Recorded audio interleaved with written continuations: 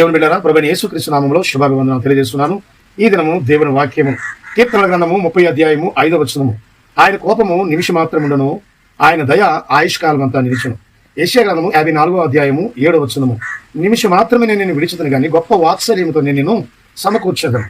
కానాను స్త్రీ నా కుమార్తెను బాగు చేయమని అడుగుతుండగా మత్తయి సువార్త 15వ అధ్యాయం 28వ వచనములో కుక్క పిల్లలకి పెట్టుట యుక్తము కాదని ప్రభువు చెప్పినప్పుడు, అయ్యా యజమానులు బల్ల కింద కుక్కలు కూడా రొట్టెలు ఏరుకుంటాయని చెప్పినప్పుడు, అమ్మా నీ విశ్వాసం గొప్పదని ప్రభు తెలియజేసిన సందర్భాన్ని మనం చూస్తున్నాం. యోహాను సువార్త 2వ అధ్యాయం 4వ వచనంలో కానాను విందులో నీళ్లను ద్రాక్షారసముగా మార్చడానికి ముందు యేసు ప్రభువు, అమ్మా నా సమయం ఇంకా రాలేదు, నన్ను ఎందుకు తొందర పెడతామని చెప్పి గొప్ప వాత్సల్యంతో ఆ కార్యాన్ని చేశాడు. యోహాను సువార్త 14వ అధ్యాయం 27వ వచనాన్ని మనం గమనించినట్లయితే, నా శాంతిని నేను మీకు అనుగ్రహించి వెలుచున్నానని ప్రభు తెలియజేశాడు. ప్రియమైన వల్లరా, దేవుడు వాత్సల్యం కలిగినటువంటి వాడు, కృపాసత్య సంపూర్ణుడు, దయాదాక్షిణ్య పూర్ణుడు. ఆయన కోపించుచునే కృప చూపే దేవుడు. కాబట్టి ఆయన కృపను మీరు సంపాదించుకోండి, ఆయన కృపలో వర్ధిల్లండి.